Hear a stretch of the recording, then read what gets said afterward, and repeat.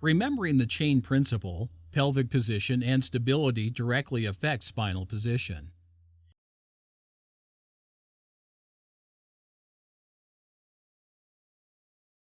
The main factors that enable stabilization of the pelvis are muscles and ligaments.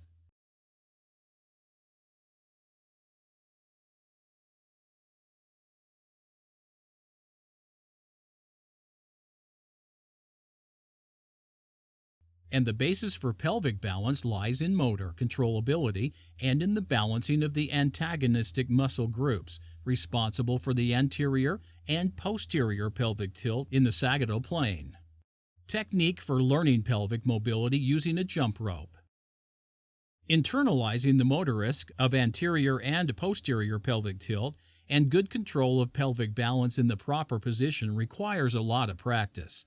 Lack of control of this movement is most often, and patients find it difficult to place their pelvis solely the result of difficulties in motor control and kinesthesis on the basis of movement perception without visual feedback. Variation with one leg straight. Therefore, it is necessary to integrate touch in the practice process to help patients to better sense their pelvic movement.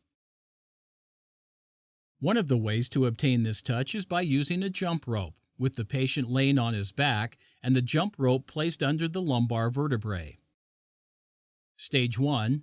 Lying down, stretch arms to the sides at shoulder height. Stage 2. The pelvis tilts forward and creates a space between the back and the ground.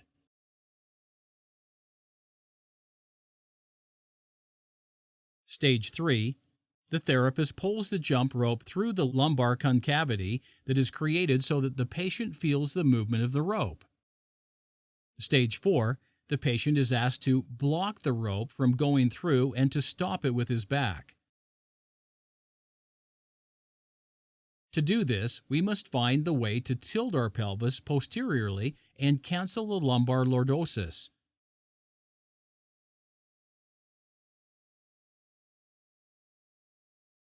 Stage 6. Both legs straight. In this way, using a jump rope, we receive sensory feedback that helps us to control the pelvic movement.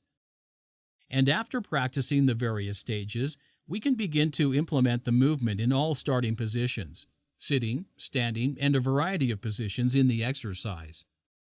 Here we can see an example of learning mobility and pelvic position while sitting on a chair.